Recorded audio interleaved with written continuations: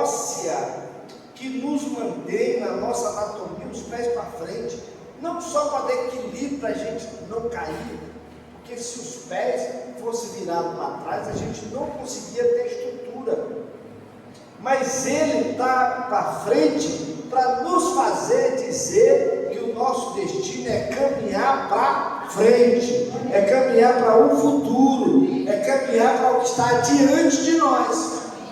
Por isso que os pés, eles não são nem para do lado e nem para trás.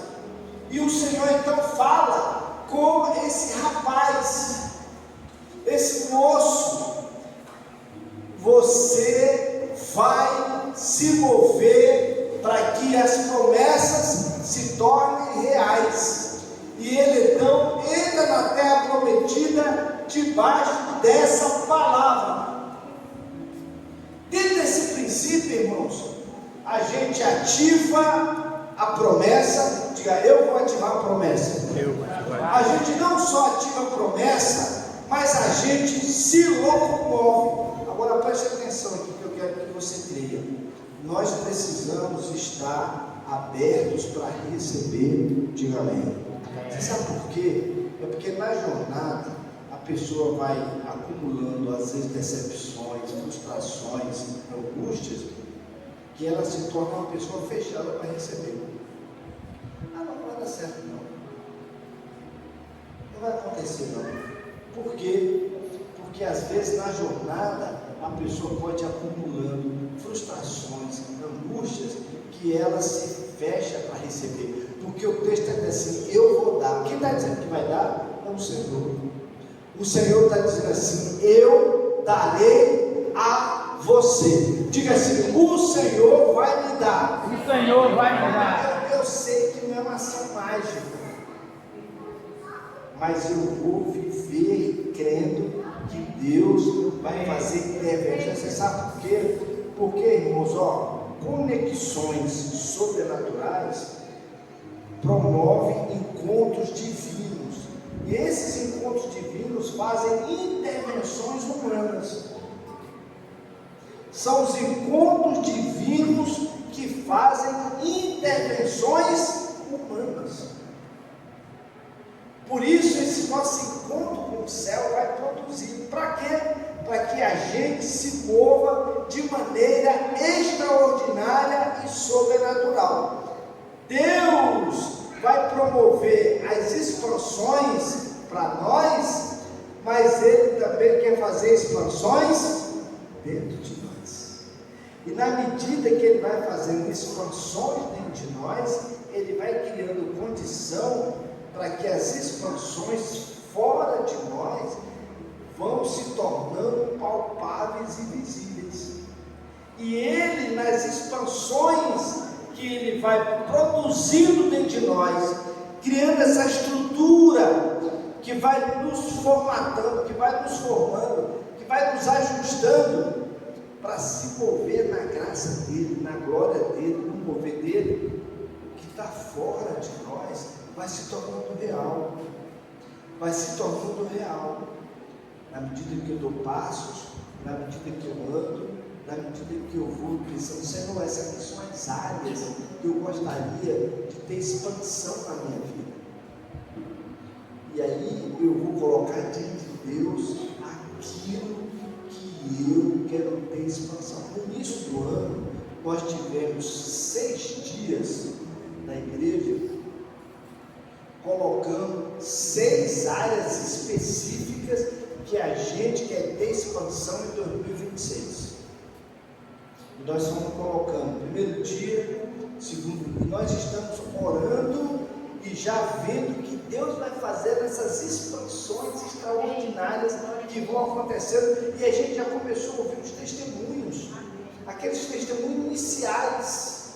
Olha, nós estamos, irmãos, a menos de 60 dias do início do ano, e a gente já começou a ouvir o que Deus está começando a fazer por início. Olha, nós estamos ainda nesse período de gestação.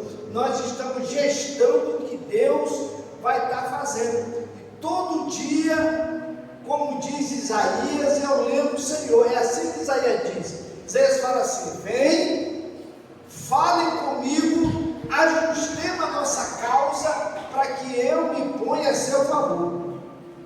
Então eu estou dizendo: Senhor, olha, aquilo que eu falei no dia primeiro foi esse assunto aqui.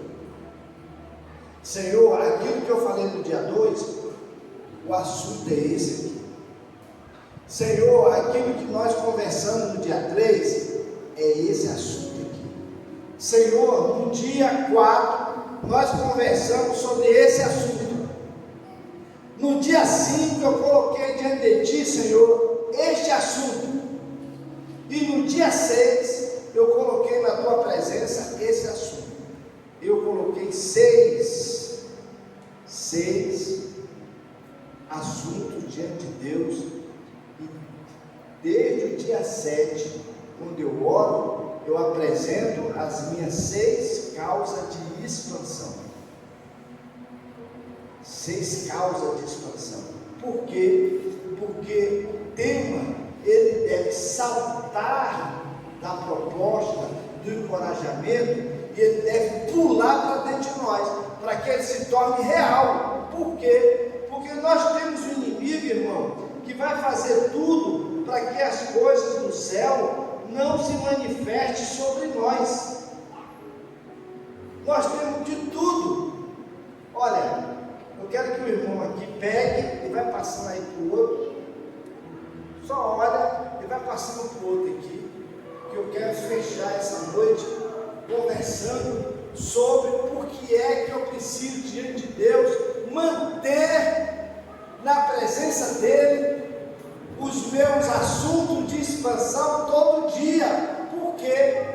Porque primeiro as coisas não são mágicas, mas eu preciso entender que o mundo espiritual, diga comigo assim, o mundo espiritual é tão real como o mundo físico. Que eu falei para ela, falei para a doutora, eu falei: olha, o mundo espiritual, ele é tão real como o mundo físico. Por isso é que uma oração que a gente fez ontem, eu falei: Senhor, aqui certamente tem na região hospitais particulares, tem prefeituras que contratam médicos, eu não sei, mas o Senhor sabe. Abre uma porta dessa e abre a porta do emprego dessa moça. No dia seguinte, abriu a porta de emprego para ela.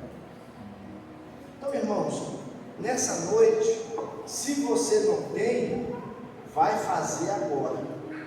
Se já tem, vai firmar diante do Senhor. Por quê? Porque, irmãos, preste atenção, você sabe como é aquela oração que a gente faz achando que Deus ouve? Não, Deus sabe de tudo. E a pergunta é: Deus sabe de tudo? Sabe ou não sabe? Mas se você fala assim: Senhor, me dá aí. Não, irmão, a Bíblia ensina que a gente tem que ser específico naquilo que pede a Deus. Preste atenção aqui. Quem é o dono do mercado aqui na cidade? Qual é o nome? Diga o nome do dono do mercado. Quem? Negão. Se uma pessoa chegar lá e falar assim: ô negão, me dá aí uma coisa do mercado, e a pessoa estiver precisando de 1 quilo de feijão, mas negão pegar uma sandália havaiana e dar. Sandália havaiana é mais cara do que o feijão, não é verdade? Mas vai resolver a vida dela? Não. Vai resolver a vida dela? Não vai. Por quê? Porque ela precisa de feijão, ela precisa de sandália. Mas tudo não está dentro do mercado. Então eu preciso ser específico no que eu quero com Deus, irmão. Eu preciso pedir a Deus: ó Senhor, eu gostaria que o Senhor fizesse esse assunto comigo. Eu gostaria que o Senhor liberasse isso aqui para mim. Eu queria que o Senhor expandisse essa área aqui para mim. Por quê? Porque eu chego como alguém que vai no mercado e fala: me dá qualquer coisa aí. E a pessoa pode dar uma coisa até mais cara, mas que não vai resolver a minha necessidade.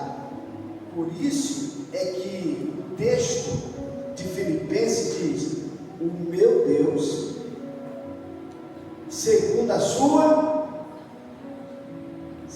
sua riqueza, em que? Em glória. Olha aqui para mim, a palavra glória, ela tem uma tradução hebraica na palavra kavod. Kavod, no hebraico, também é traduzido como ouro. Ouro. E aí tem uma coisa interessante: o ouro, irmão, é um dos valores que menos é atingido pela bolsa. A nossa moeda altera, o dólar altera, mas o ouro, irmão, é um dos valores que mais permanece.